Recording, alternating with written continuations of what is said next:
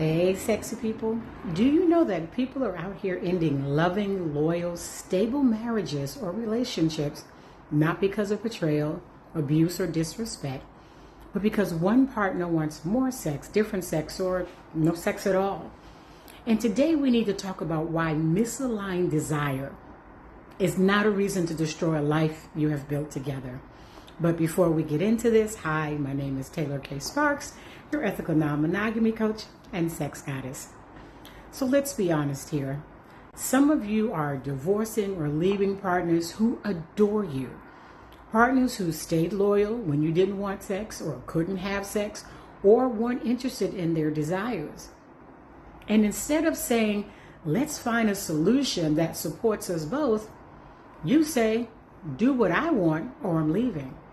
Or you're being selfish, you're disgusting, or you're cheating in your mind, or maybe you're just having a midlife crisis. No, what's really happening is fear, ego, and control. You don't want them to have what you don't want. And so you weaponize shame, guilt, and abandonment threats to maintain the power you've held over intimacy in the relationship. But let's talk about control. Some of you have been dangling sex like a reward, once a month, once every 3 to 6 months, maybe once a year, maybe never at all. And your partner stays patiently, lovingly, hoping someday you'll return to them, hoping intimacy will come back, hoping the relationship won't stay numb forever. Meanwhile, you collect your loyalty ribbons, praising yourself for self-sacrifice while denying your own partner's humanity. That is not partnership. That is emotional control disguised as virtue. And how do I know this dynamic so well? Well, because I've lived it. But I wasn't the one withholding sex. I was the one being denied. I jumped through hoops for affection. I waited months for intimacy. The treats came less and less until I realized something life-changing. My fulfillment is my responsibility. My pleasure is my responsibility. And my happiness, my responsibility. And my self-neglect is also my responsibility. I didn't have to want what he wanted. He didn't have to want what I wanted. And I did not have to leave a good marriage because we were sexually misaligned. So we sat down. We set boundaries around safety, privacy, logistics, health, transparency, and yes, we got coaching because our communication skills were nowhere near as good as we thought. Coaching helped us remove the monogamous conditioning. It helped us tell the truth without fear. It helped us ask the new questions. So, since when do you like white girls? Since when do you like white boys? And guess what? Our marriage didn't end there. It expanded for another 13 years for a total of 25 years. Now, let's talk about something people refuse to say out loud. If your marriage isn't blowing up, it's because it's already intimately dead, sexless, disconnected, starving, and you, the one who desires touch, closeness, passion, you've been forced to live a life you've never signed up for. And somehow, you're supposed to get an applause for your suffering. Please. So you're supposed to be proud of denying your own needs, pretending you don't want intimacy, sacrificing your sensual self like it's holy. Nope. Self-neglect is not nobility. I've been in the ENM community personally and professionally for over 16 years, and I've met couples navigating real sexual limitations.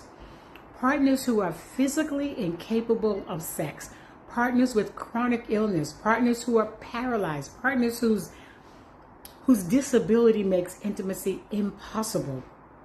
And do you know what many of them have said? Why should my partner suffer because I can't give them sex? They're alive, they're healthy, they desire intimacy. I want them to have pleasure, even if it can't come from me. That is love, that is maturity, that is a partnership, not ownership, not fear, not deprivation.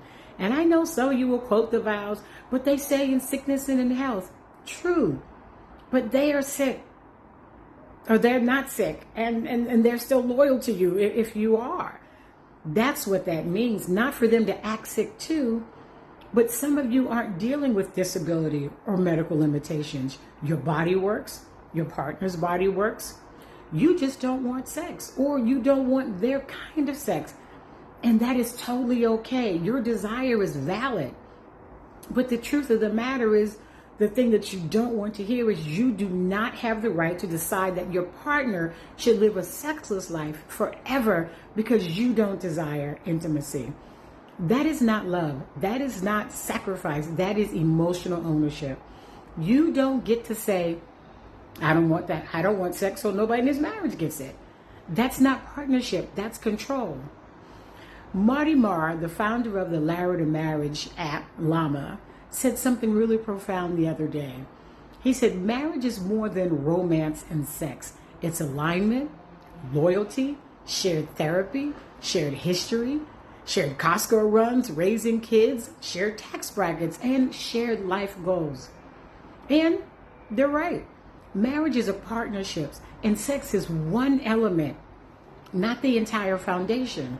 You can protect the love, the loyalty, the family, the history, and still create space for sexual fulfillment. Relationships don't need to be all or nothing. You don't have to divorce. You don't have to cheat. You don't have to deny yourself, and you don't have to deny your partner. You need boundaries, radical honesty, authentic communication, logistics, emotional maturity, and support. That's what ENM looks like when it's done right. Not chaos, not betrayal, not fear.